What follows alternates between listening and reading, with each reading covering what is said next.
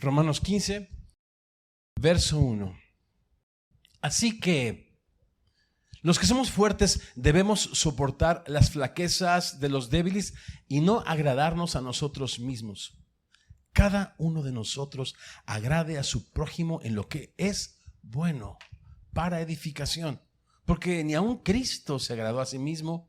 Antes bien, como está escrito, los vituperios de los que te vituperaban cayeron sobre mí. ¿Me acompañan a hacer juntos una palabra de oración? Señor hermoso, gracias por este tiempo precioso en el que creemos con todo el corazón que has preparado, Señor, esto en nuestros corazones para escuchar tu preciosa palabra. Abre, Señor, nuestros ojos para que veamos en tu preciosa palabra las maravillas de tu ley y contemplando, Señor, en ella tu gloria como en un espejo, sigamos siendo transformados a tu imagen como por tu Espíritu, para alcanzar aquello por lo cual tú, en tu misericordia y gran amor, nos alcanzaste en Cristo. Oramos estas cosas y más. Los semillosos en Costa Rica, quienes decimos, así sea, amén y amén. Y hacia el final de esta extraordinaria, maravillosa carta, creo yo que es preciso, importante recordar un poco del bosquejo natural con el que Pablo escribe todas sus cartas, que es hacer énfasis siempre en la obra de Dios y al final poner una exhortación, un llamado a la acción en respuesta a lo que Dios ha hecho por el hombre. Capítulos 1 al 11, la obra de Dios. Capítulos 12 al 16, la respuesta lógica, la respuesta racional, la respuesta espiritual del hombre hacia la obra de Dios. Ahora, dicen los eruditos y estudiosos que los versos que vamos a ver es literalmente la conclusión, ¿no? La cúspide de esta carta. Y a mí, sinceramente, se me hubiese antojado, como simple mortal, por supuesto, que hubiese como conclusión de esta carta, no sé, alguna expresión extraordinaria de teología, un llamado a la filosofía, a la reflexión, pero no es así. Es un llamado sencillo y poderoso a la practicidad. Por lo tanto, no haría yo justicia al texto si me envuelvo en una serie de cuestiones como en las que me envolví por muchos años, filosóficas, cristianas, que pudieran llenar una biblioteca, pero sin acción son metal que resuena solamente, címbalo que retiñe. Por lo tanto, esta es una conclusión, decía, altamente práctica y retadora. Y a estos versos los he titulado de una manera sencilla, una iglesia madura. Se me hace interesante y celestialmente oportuno este título y este texto en vísperas de nuestro aniversario número 10. ¿Cómo es una iglesia madura? Nosotros somos una comunidad multigeneracional y por lo tanto pudiéramos observarla desde muchos aspectos. Hay una preciosa comunidad de personas jóvenes, de personas profesionistas, de personas maduras también. Pero ¿cómo es una iglesia madura? ¿Qué la identifica? Tres reflexiones básicas en el texto. La primera es: sigue el ejemplo de Cristo, versos 1 al 3. En segundo lugar, persevera en la enseñanza de Cristo, versos 4 al 6. Y finalmente, tiene el corazón de Cristo, versos 7 al 13. Sigue el ejemplo de Cristo. Si me permiten, leemos nuevamente el verso 1. ¿Me acompañan? Así que los que somos fuertes, esto significa capaces por su gracia, entendidos, libres para amar, debemos, y esta no es una opción, es un mandato, y valdría la pena en esta conclusión altamente práctica subrayar todas aquellas cosas que tienen que ver con un mandato de parte de Dios. Debemos soportar. La nueva versión de las Américas dice sobrellevar las flaquezas de los débiles y no agradarnos a nosotros mismos. cada uno de nosotros agrade a su prójimo en lo que es bueno para edificación. Me gusta esto de cada uno de nosotros, porque en primer lugar, Pablo como líder no está más allá del bien y del mal. De repente en este liderazgo coercivo que hemos heredado de una manera cultural en nuestros pueblos de Latinoamérica, a veces reflejamos ese liderazgo que Jesucristo no reflejó, ¿no? Como el siervo de todos. Y los líderes nos ponemos aparte y enviamos a la gente, exhortamos a las personas a que se reciban unos a otros. Pero eso no es lo que Pablo escribe en el verso 2. Dice, cada uno de nosotros todos incluidos.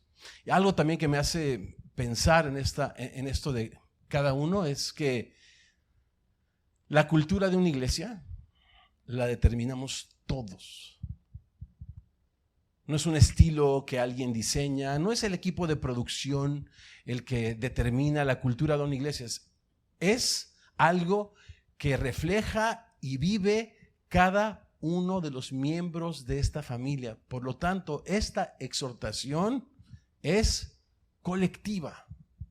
Este llamado a la reflexión es un llamado colectivo. Ahora dice aquí que necesitamos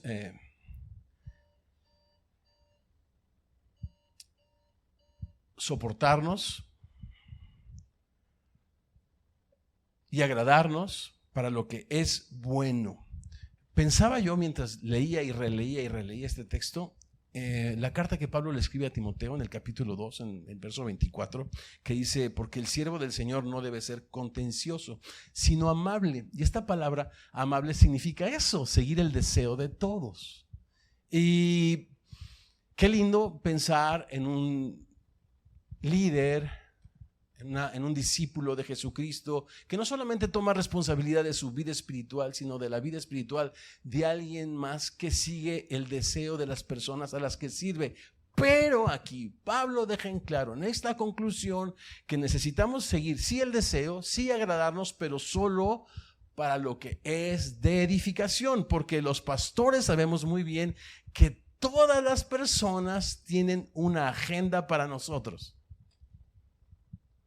Generalmente en las semillas en todas sus versiones tenemos el privilegio y la bendición de poder servir a todos los sectores de la iglesia cristiana. Algunas personas por diferente razón se cambian de domicilio, se cambian de lugar, pero tristemente vienen de historias también de terror, con iglesias no bíblicas, con liderazgos coercivos y demás. Por diferentes razones tenemos la oportunidad de servir a muchísimos de nuestros hermanos que tuvieron experiencia en otras iglesias. Y generalmente las personas que tienen otros trasfondos, pues otra vez lo digo, tenemos cierto tipo de agenda, ¿no? Acerca de la música, acerca de la teología, acerca de las costumbres. Y Pablo nos dice, es importante agradarnos, no a nosotros mismos, pero agradarnos en lo que es para edificación, porque si no caeríamos en la manipulación, ¿no? La manipulación. Y digo, yo he sentido en muchos momentos de mi vida y en muchos lugares donde el Señor nos ha permitido a mi esposita, a mi familia y a mi equipo servir, pues esta tensión. Y no quiero ser específico, tengo 3 o 4 ejemplos en mi cabeza, pero no siento libertad de ponerlos y expresarlos, porque no se trata de señalar a personas otra vez, sino se trata de recibir, de amar, pero sobre todo en aquellas cosas que son para edificación. El enfoque, pues, necesita ser, sí, fortalecer, recibir en esto que son las flaquezas de los débiles, pero siempre para edificación y nunca para manipulación. Verso 3, siguiendo el ejemplo de Cristo, porque ni aun Cristo se agradó a sí mismo. Antes bien, como está escrito, los vituperios de los que te vituperaban esta nueva Biblia de las Américas que le gusta mucho a James y me está empezando a gustar mucho a mí también. Dice, los insultos de los que te injuriaban. Los insultos de los que te injuriaban cayeron sobre mí. Y esto me hizo rápidamente pensar en Jesús. Y hay una preciosa pregunta que nunca antes me hice, pero que de un tiempo para acá me hago mucho. ¿Cómo fue que Jesucristo se sentó en el trono del universo? Piense un poco.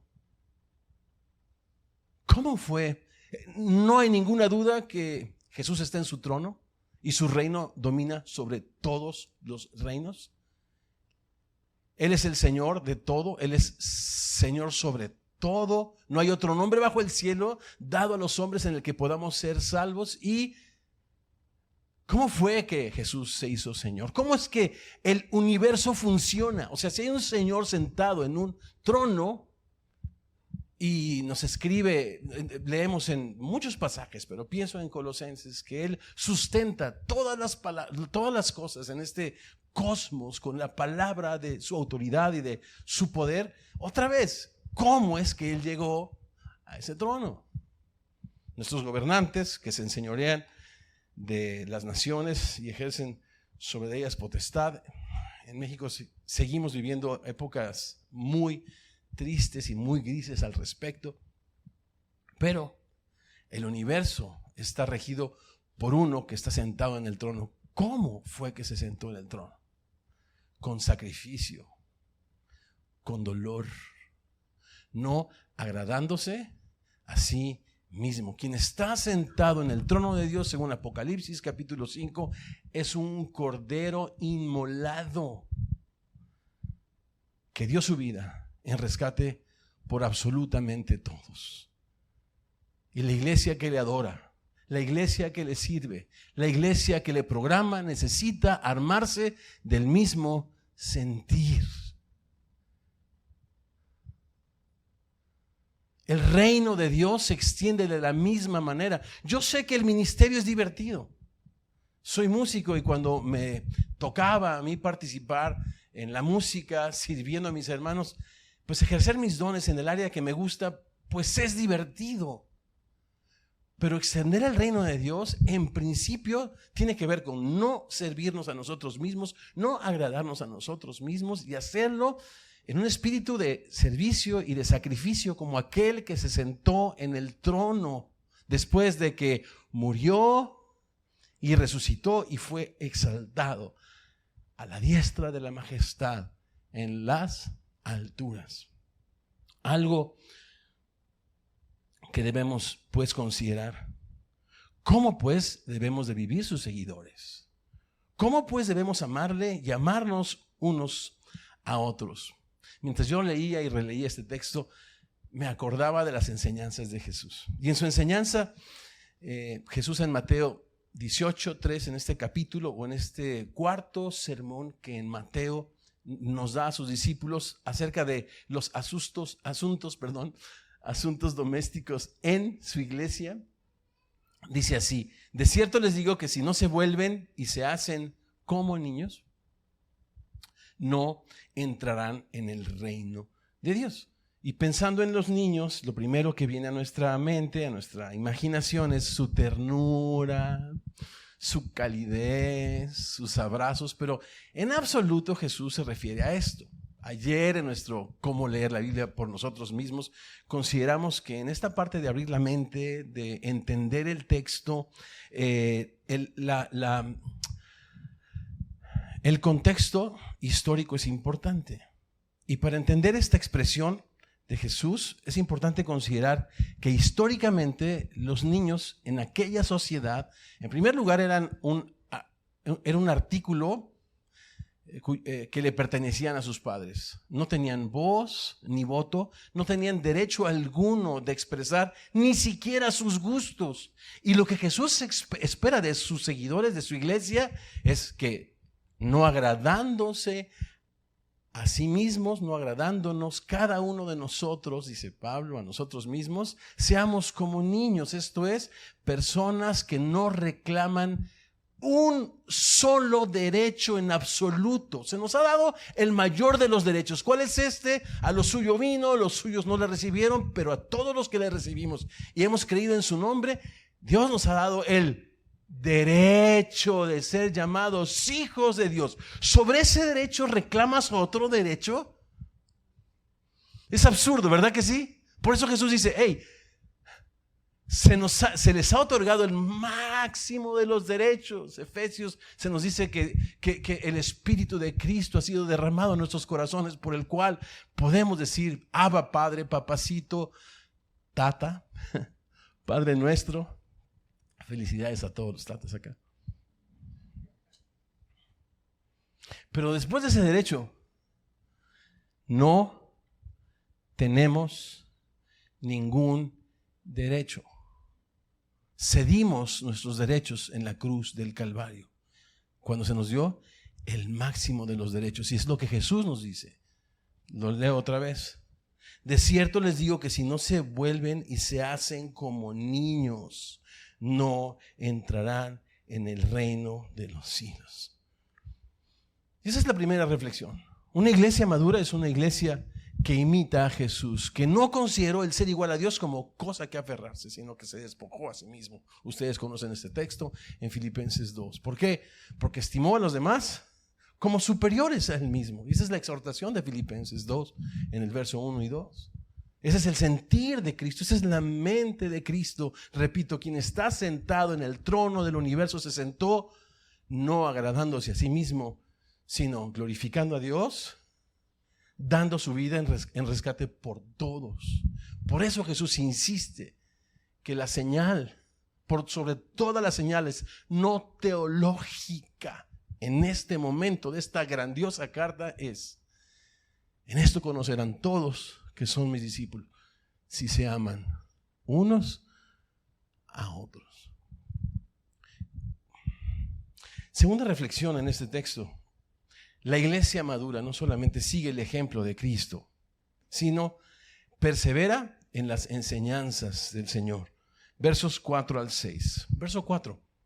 Porque las cosas que se escribieron antes para nuestra enseñanza se escribieron, a fin de que por la paciencia, esto significa perseverancia, y consolación, cercanía, calidez de las Escrituras, tengamos pues esperanza.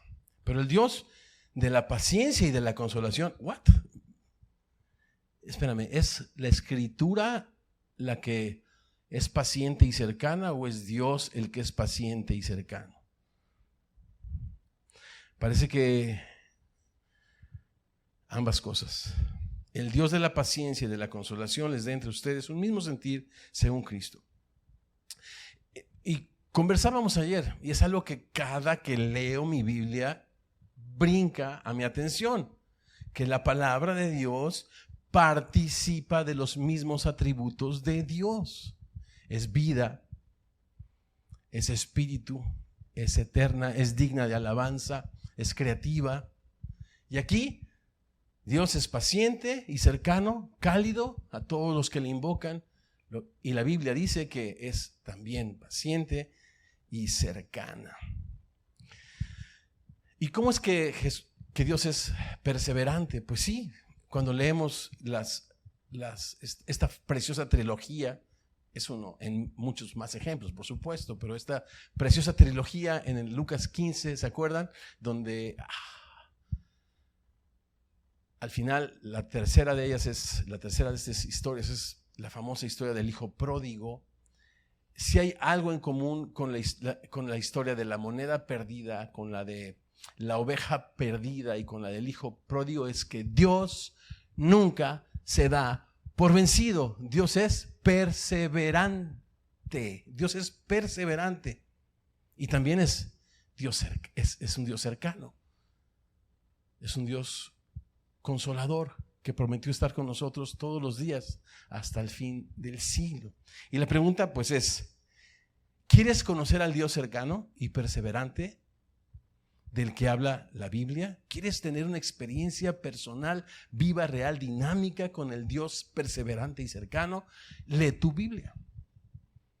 Quizá tú te sientes lejos del Señor. Él nunca ha estado lejos de ti, porque aunque fuésemos infieles, Él permanece fiel a su palabra y prometió estar con nosotros. Pero quizá no le percibes porque no estás leyendo tu Biblia. La Biblia dice que por la paciencia y perseverancia, calidez de la preciosa palabra, que son atributos que también Dios porta, perseverante y cálido, nosotros podemos tener esperanza. Una iglesia madura es una iglesia que lee su Biblia, que enseña la Biblia, que medita la Biblia, que vive la Biblia. Verso 6, para que unánimes a una voz glorifiquen a Dios, al Dios y Padre nuestro, de nuestro Señor Jesucristo. Me llamó la atención esto de unánimes y a una voz. Pablo insiste en el tema de comunidad. Una voz parece ser que literalmente dice a una boca, al unísono. Podríamos encontrar muchos sinónimos hasta musicales. Pablo insiste en este tema de comunidad, porque por más que queramos en esta lectura de Romanos y en esta conclusión de Romanos llegar a conclusiones personales, teológicas y filosóficas, el llamado del Espíritu Santo en esta conclusión es un llamado otra vez colectivo, unánimes, a una voz mientras nos acercamos a la Biblia con perseverancia y cercanía. Algo que me gusta es en esta progresión de que la consolación y la perseverancia de la Biblia misma que porta la deidad, porque Dios es un Dios perseverante que no se da por vencido y que es cercano. La iglesia madura está llamada a ser perseverante. La lectura de la Biblia es una lectura perseverante, no teológica, no filosófica, práctica, sumamente práctica y cercana, no solamente entre nosotros, sino hacia la gente débil, según lo que hemos estado leyendo en las últimas semanas en este clímax preciosísimo de la carta a los Romanos. Perseverar es continuar obedeciendo a través de pruebas, a través de dificultades. La Biblia debe leerse con sufrimiento perseverante, con cercana obediencia hacia los menos favorecidos, hacia los débiles, hacia los que aún no pertenecen. Qué precioso es que en cada momento de nuestra adoración, en cada momento de nuestra reunión, tenemos siempre presentes a las personas que Dios ama, que quiere traer y que están todavía lejos, a quienes con perseverancia y calidez necesitamos compartirles el Evangelio de Cristo. La iglesia madura sigue el ejemplo pues de Cristo, lee perseverantemente con obediencia sacrificial y amor cercano su Biblia. Pero en tercer lugar, la tercera reflexión es que la iglesia no solamente imita al Señor, sigue las enseñanzas del Señor, sino que tiene el corazón del Señor. Versos 7 al 13. Si siguen la lectura, por favor allí conmigo. Por tanto, recíbanse los unos a los otros. Y mira esta comparación. Siempre que aparece una palabra, la palabra como, es allí una comparación. Y en esta comparación hay una ilustración. Y en las ilustraciones necesitamos echar a volar nuestra imaginación. ¿Cómo? Recibámonos unos a otros como también Cristo nos recibió para gloria de Dios. Y la pregunta acá es obligada. ¿Cómo Jesucristo nos recibió? ¿Te puedo preguntar cómo te recibió el Señor? Podríamos decir, con los brazos extendidos, ¿verdad? En la cruz primero y después al recibirte y abrazarte y perdonarte. ¿Cómo dirías que fuiste recibido por el Señor? ¿Como un miembro de la familia? Hay muchas maneras de recibir a la gente. Cuando de repente no esperas a alguien en tu casa y viene a venderte algo, pues le recibes en la puerta, ¿no? Preguntan por tu mamá o por tu papá cuando eras pequeño, jóvenes. Aún el día de hoy me ven y me dicen, no, ¿puedo hablar con tu esposa, por favor? Sí, ahorita vengo. Y voy, y Gavita te hablan, ¿no? Pero espéreme aquí afuerita, ¿no? Le recibo afuerita, ¿no? O de repente, si es una cita que tenía con una persona que va a arreglar el grifo del agua, bueno, le recibo quizás en la cocina mientras le doy instrucciones cómo entrar. Pero no, así no fue como Dios nos recibió. Dios nos recibió como miembros amados de su familia, ¿verdad que sí? ¿Verdad que sí? ¿Cómo necesitamos recibirnos? Así de lejitos, hermano, porque yo soy así como introvertido y a mí no me gusta mucho platicar mis cosas. Yo entiendo estas cosas, pero estas cosas de repente son una excusa para no obedecer el gran clímax y la gran conclusión altamente práctica de este texto que nos dice que necesitamos recibirnos como Cristo nos recibió. A mí me recibió como un hijo amado. Yo no conocí el amor de un papá hasta que conocí a Jesucristo, el cual me capacitó después para ser un papá. Pero interesantemente he sido papá para muchas personas. Dios me ha dado ese privilegio. Dios me ha dado ese honor. Ahora en mi teléfono no me han escrito todos mis hijos para felicitarme. Les doy el beneficio de la duda. Vivimos en diferentes latitudes y usos horarios. No, dice el gringo, no hard feelings. El mexicano dice no hay tos. Pero he recibido un chorro de mensajes hasta de Eric Gutiérrez. Preciosísimo. Una persona que decidió por alguna razón que Dios conoce separarse del compañerismo de la iglesia y sigue viviendo muy cerca de nuestra casa. Pero Dios me dice, bro, síguele recibiendo como un miembro de tu familia. Las razones las conoce Dios, pero la relación estrecha es la que Dios ha hecho entre nosotros a nivel de nuestros corazones. Y necesitamos seguirnos recibiéndonos como Cristo, recibiéndonos como Cristo nos recibió. ¿Cómo nos recibió? Como esposo a esposa. Y hay tantas escenas en la Biblia. ¿Se acuerdan de Boaz y Ruth? Era una moabita.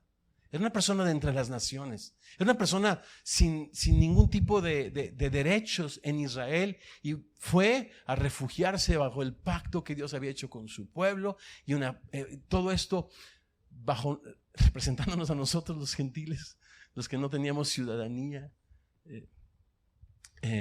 Y todo esto bajo una preciosa historia de amor de 4 capítulos en el libro de Ruth, donde uno de los clímax hermosos es cuando finalmente Boaz la cubre con su manto y la hace su amada, su esposa. Pues así nos recibe el Señor. ¿Y cómo necesitamos recibir a los débiles entre nosotros? Así, como padre e hijo, como esposo a esposa.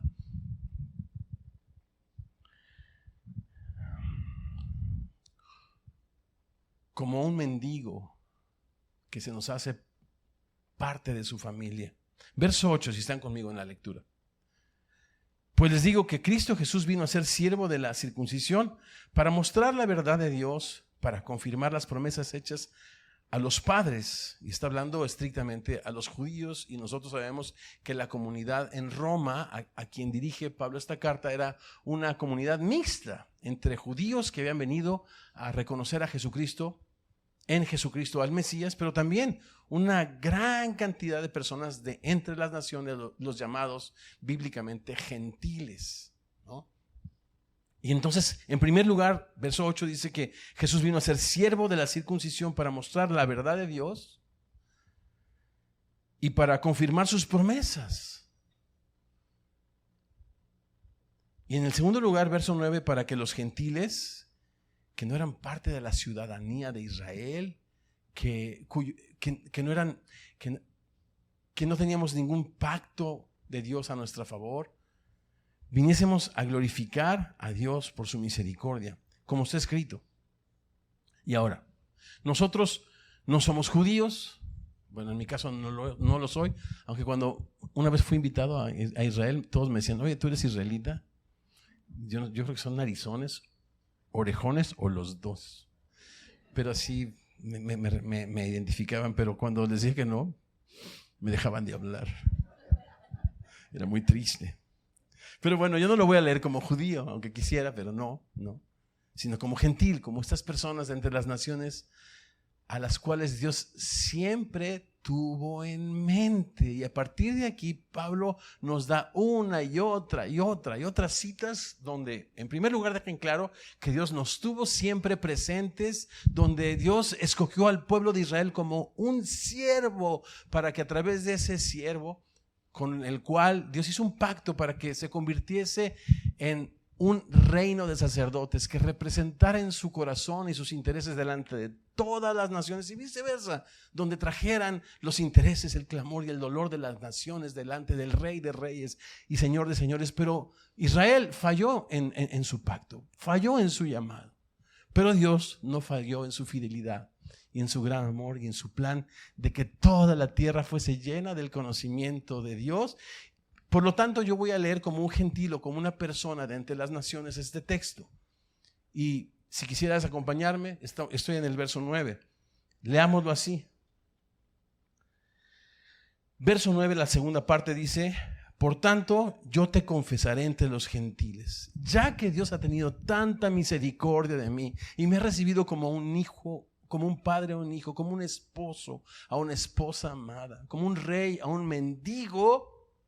Yo confesaré su gracia, su misericordia y amor en medio de todas las naciones. Entiendo que ese es el propósito de mi existencia. Primer texto. Segundo texto, verso 10. Otra vez dice: alégrense gentiles con su pueblo. Este mandato a nosotros, las gentes de entre las naciones, un mandato a alegrarnos, a estar agradecidos, a responder a su gracia, a ser para su alabanza, a ser un perfume grato de su conocimiento con nuestras obras a favor de los desfavorecidos, para la gloria de Dios. Alégrense, gentiles, confiésenle entre los gentiles. Verso 12, mira qué lindo. Otra vez les dice Isaías, y muy sensible de parte del equipo de producción y también de parte de Felipe, ayudarnos a leer en este texto, que es Isaías. Otra vez les dice Isaías: estará la raíz de Isaí y el que se levantará a regir a los gentiles esperarán en él. Entonces, si hacemos una lista como lo que platicábamos ayer en cómo leer la Biblia por ti mismo, bueno, pues los gentiles somos llamados a confesarle, somos, verso 9, a alegrarnos, a hacer para su alabanza, a magnificarle, a hacerle visible. Y este verso 12 nos dice: a esperar en él. Qué interesante que la vida de esperanza no tiene que ver con un futuro incierto, tiene que ver con un presente obediente. Nosotros los gentiles somos los primeros frutos de una gran cosecha para Dios entre las naciones. Y siguiendo el ejemplo de las enseñanzas de Cristo, somos llamados a recibir a nuestros hermanos débiles, sí, como Jesús nos ha recibido. Y compartía el pastor James acerca de Nicaragua. Y yo estoy tan feliz de que Semilla Costa Rica reciba a las personas de Nicaragua, que de una manera natural son personas vulnerables, que son personas desfavorecidas, ¿no? Conseguir un par de tenis como los que pudiéramos nosotros cambiarnos uno cada día, para ellos es un proyecto de años, ¿no? Darles a sus hijos lo que nuestros hijos tienen, digo, pues es complicado y algunos no llegan a vivirlo. Y el hecho de que Semilla Costa Rica, con tanta generosidad, con tanta perseverancia en medio de las pruebas, con tanto sacrificio, calidez y cercanía, como es nuestro Dios, como es la Biblia, como se lee la Biblia, haya ido. Le decía James, cuando vi a James y a mí en el aeropuerto de Managua, pues los abracé después de nosotros un vuelo muy, muy largo, hicimos lo que fuimos a hacer, ahora les platico un poco más, pero cuando regresamos y fuimos por todos los caminos sinuosos y pasamos tantos filtros, y no es un viaje fácil. Yo sé que está cerca de acá, pero es un viaje complicado, es un viaje incómodo.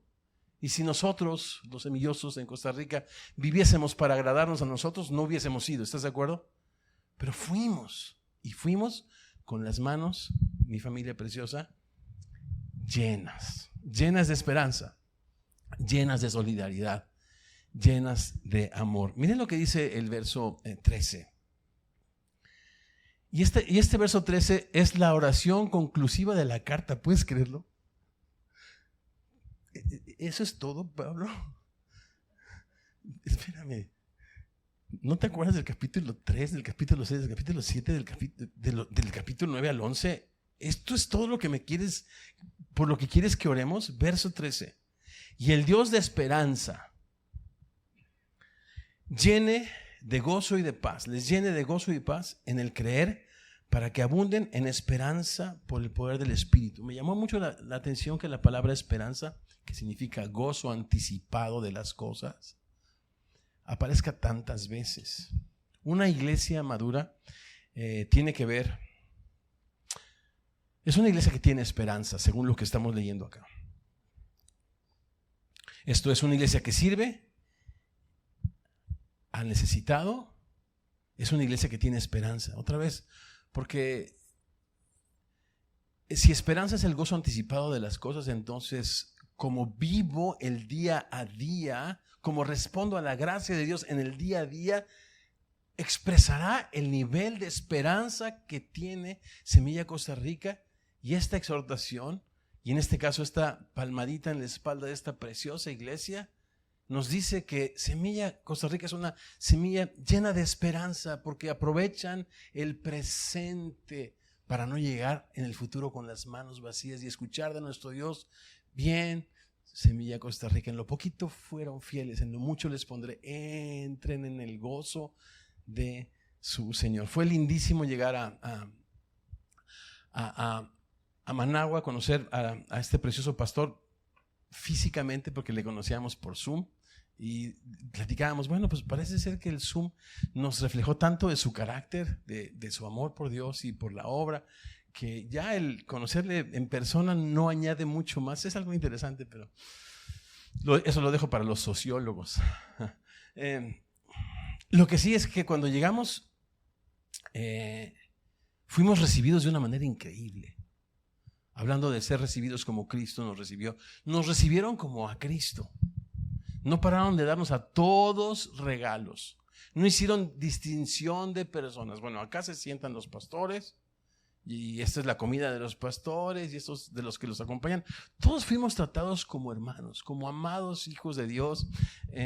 Estuvimos en una ciudad a 3 horas de Managua que se llama Jinotega. Tuvimos un bonito seminario. No paraban de bendecirnos. Una comunidad muy sencilla y déjame usar la palabra económicamente pobres, pero enriqueciendo a muchos, porque los pobres Dios les escogió para que fuesen ricos en fe. Y tenemos tanto que recibir también, no solamente aprender, sino recibir de esta preciosa comunidad. Fuimos a almorzar a un lugar súper delicioso, muy rico, de una manera súper generosa. Yo dije, ¿quién va a pagar esa cuenta? Pues, ¿qué crees?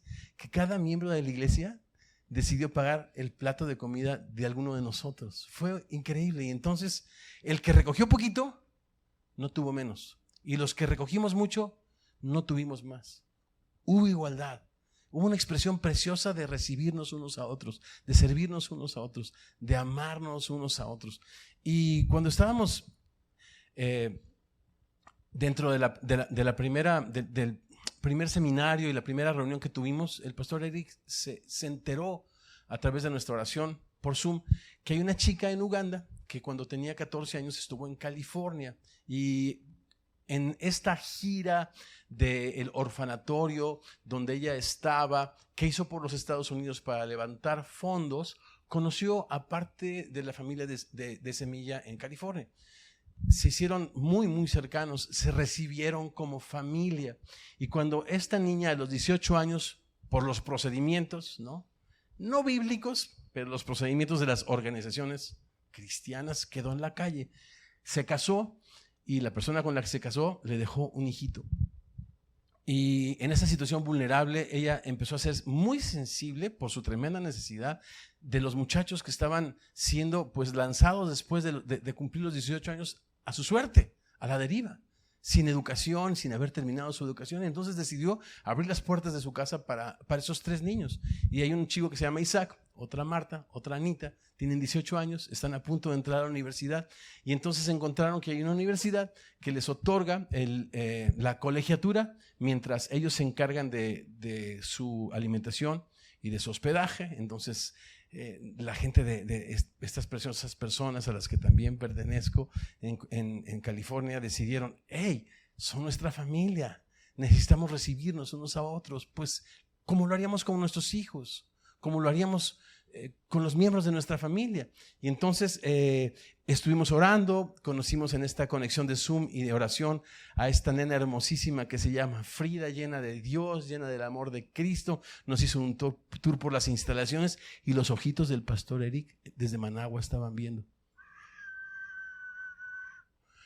Pero el pastor Eric, como buen discípulo de Cristo, maduro, imita el ejemplo de Cristo, sigue las enseñanzas de Cristo y tiene el corazón de Cristo. Y el corazón de Cristo no es indiferente. El corazón de Cristo se duele. Cuando nosotros leemos con ojos frescos los evangelios, vemos cuál es el gran amor de Dios por la gente que está lejos, por los desfavorecidos y por los débiles. Y qué interesante que en este clímax de esta carta, la exhortación es en la misma dirección. Bueno, pues el pastor Eric le dice a su iglesia, queremos levantar esta ofrenda para Frida, esta chica semillosa que vive en Uganda, morenita, preciosa, que tiene en su casa a 4 chicos y que está orando por ellos, ¿no? Que no se está agradando a sí misma, sino está para edificación, viendo de qué manera puede servir a estos muchachos. Y queremos levantar una ofrenda. Y de Córdoba en Córdoba, un cordobita, 2 cordobitas, 5 cordobitas, otro cordobita, pasó toda la gente. Se levantaron $300.